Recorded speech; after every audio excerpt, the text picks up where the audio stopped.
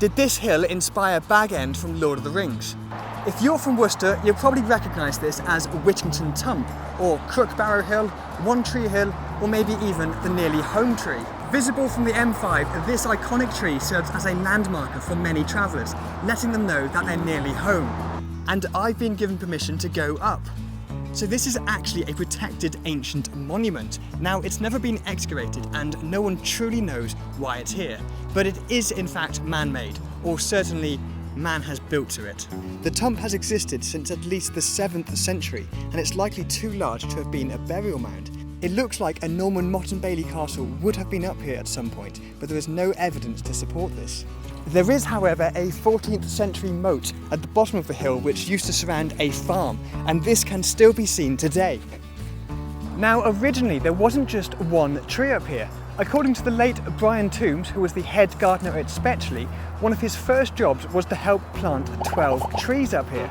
These included elms, which presumably died from Dutch elm disease. I can't find any exact information, but I believe these trees were planted around 1960, making this tree about 70 years old.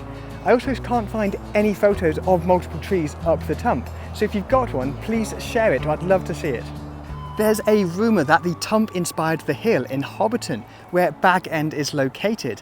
Now, Tolkien did live in Worcester at his aunt's farm, called Bag End, which is only 10 miles from here. So it is very plausible, although of course at the time there were no trees up here, but I would love for this story to be true. And what is the tree? Well, it's a horse chestnut, or conker tree.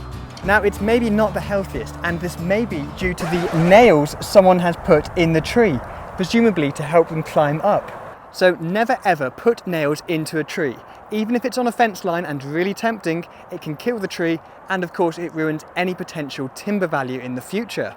Obviously, it's a fantastic viewpoint up here, and I wasn't expecting the hill to be quite so long and flat on top. And living in Worcester myself, it is a real privilege to be up here. But this isn't actually the first time I've been up. You see, last year you might have seen me collecting conkers from this tree, and that's because I've been given permission to grow and sell saplings from this famous tree. So I've just launched the famous tree company, and I'm happy to finally announce that you can now pre-order saplings from Whittington Tump.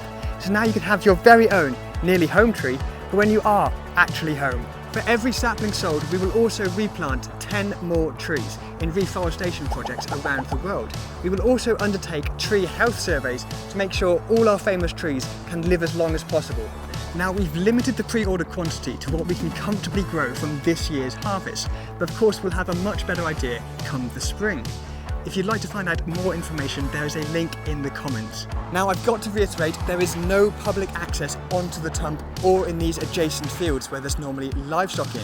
It is an ancient monument, and also please respect the privacy of the tenants who live in this house below the Tump. Thank you.